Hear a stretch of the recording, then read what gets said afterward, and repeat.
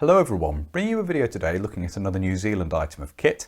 What we're looking at in this video is a piece of headgear, and it's the beret worn by the Royal New Zealand Provost Corps in the middle to latter years of the Cold War, this particular example dating from the 1980s. So without further ado, we'll get into the main part of the video now and have a look at this in some more detail. So here we have this example of the beret worn by the Royal New Zealand Provost Corps during the latter years of the Cold War, this particular example dating from the 1980s. The Royal New Zealand Provost Corps was essentially the military police of the New Zealand Army, and today it is again known as, and today it has been renamed to military police, but at the time was known as the Royal New Zealand Provost Corps. And in contrast to other Commonwealth nations, they did not choose red as the colour for the headdress. We have here a dark blue. It's not as dark as the midnight blue of British berets of the period. It's more of a very dark royal blue, and this was the colour chosen for the Corps. You can see the cap badge here, which is in stay bright, as you can see here, anodised aluminium. And this is essentially the same as that worn by the Royal Corps of Military Police in the UK, but for the legend in the scroll here. So you have the wreath with E2R, Elizabeth II's cipher in the centre there, St Edward's crown at the top, and then the scroll at the bottom reads Royal NZ Provost. And that's obviously Royal New Zealand Provost Corps. Otherwise, the badge design basically identical to the British Military Police cap badge.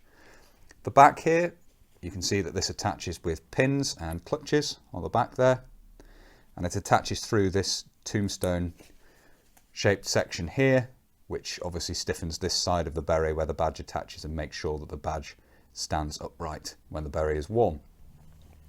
The sweatband is made of a pleather, sort of vinyl material, you can see here stitched on, and there is a little bit of damage to this unfortunately, but it does show you the back of this material where it's obviously cloth reinforced plastic there, as you can see.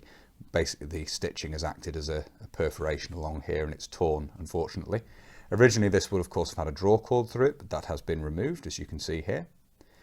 And then looking at the lining, we have obviously a cloth lining here. We have eyelets worked in at this side, a bit smaller than those you'd find on British berets, which had eyelets going back to the 1960s. Obviously by the 70s they'd tended to disappear from British berets, but you have those two little ventilation eyelets there. And then we have the stamp in the crown here, protected by this piece of clear plastic which has been sewn in. And you can see here typical New Zealand stamp, army property, and then pure virgin wool, little wool mark there, made by Hills Hats Limited of Wellington, New Zealand, and the date there of 1985. And this is sized as a 56 or 6 7/8. I would say it's actually a little bit bigger than that, or it's been stretched, because I can wear this and I actually take a 57 or a 58. So it's been stretched presumably by an owner, or it's just sized a little big compared to what's actually on the label here.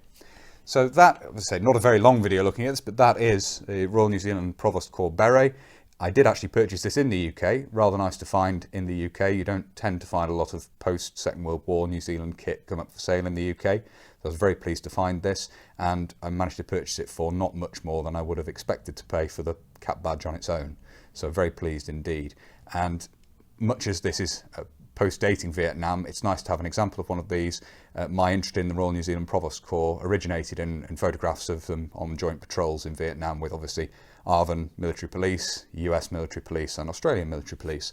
So quite interesting from that point of view, and pleased to have this in the collection. It would be useful in displays going forward.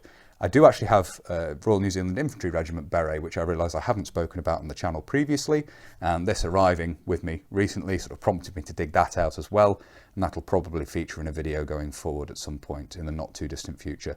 But there we are, that's a quick look at this Royal New Zealand Provost Corps beret. So I do hope you found it interesting looking at that. As I say, it's prompted me to dig out a Royal New Zealand Infantry Regiment beret, which I have as well, so the video covering that will be coming out in the not too distant future as well.